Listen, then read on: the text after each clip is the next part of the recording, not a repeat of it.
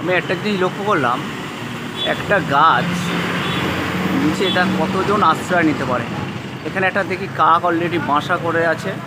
এখানে বিভিন্ন রকম পাখিরা রয়েছে এবং সবচেয়ে বড় কথা প্রচণ্ড গরমেতেও তাদের মধ্যে একটা ঠান্ডা রয়েছে এখানে। বিচিত্র লাগলো যে এই বটগাছটার নিচে কত রকমভাবে আশ্রয় নেওয়া হয়েছে। এখানে একটা ফুলের দোকান, এখানে একজন বেশি পেপার পড়ছে, হ্যাঁ, এবং কত কাক এখানে। প্রতিটা পাতায় পাতার মধ্যে কাকগুলো লুকিয়ে রয়েছে। আমি একটু ক্যামেরাটা একটু বড় করলে বোঝা যাবে। এই এখানে একটা কাক রয়েছে, দেখতে পাচ্ছি, এই সে কাক। তারপরে এখানে অনেকগুলো গরু এসে গেছে এই গাছের ঠান্ডার নিচে। এখানে গরুগুলো দাঁড়িয়ে গেছে এখানে, হ্যাঁ, এই গরুগুলো ওরাও বুঝতে পারছে যে এই জায়গাটা বেশ মজার জায়গা। সুন্দর ঠান্ডার একটা পরিবেশ। এখানে অনেকগুলো পাখি বাসা করে আছে, ইঁদুরও আছে, বড় বড় বিষাক্ত সাপ রয়েছে। এখানে লক্ষ্য করছি অনেক ঝুড়ি নেমেছে এবং অসংখ্য ঝুড়ি।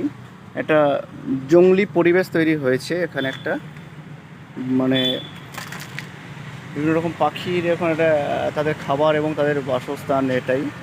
হ্যাঁ, এইখানে দেখুন ওরা ওরা এখানে করছে, পাখিরা এখানে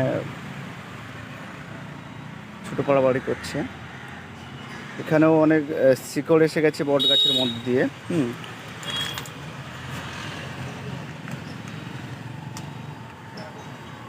এখানে বড় বড় ঝুড়ি নেমে গেছে। কোনটা যে এই গাছের অরিজিনাল ইয়ে মানে শিকড় সেটাই এরা বোঝা যাচ্ছে না।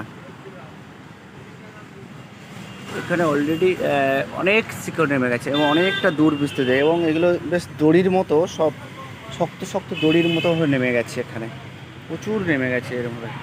এখানে হালকা সূর্যের আলো পড়ছে। এখানে একটা ভিন্ন ধর্মী পাখি দেখতে পাচ্ছি। পাখিটা কোথায় গেল, কোথায় গেল? ওই সে উপরে অনেক পাখি রয়েছে এই গাছের নিচে আশ্রয় নিয়ে আছে। তো আমরা অনেক সময় গাছ কেটে ফেলি, কিন্তু আমরা গাছের মধ্যে যে কত প্রাণী বা কত পাখিরা আশ্রয় নেয় সেটা আমরা এখান থেকে খুব কাছ থেকে দেখলেই বুঝতে পারবো। ধন্যবাদ।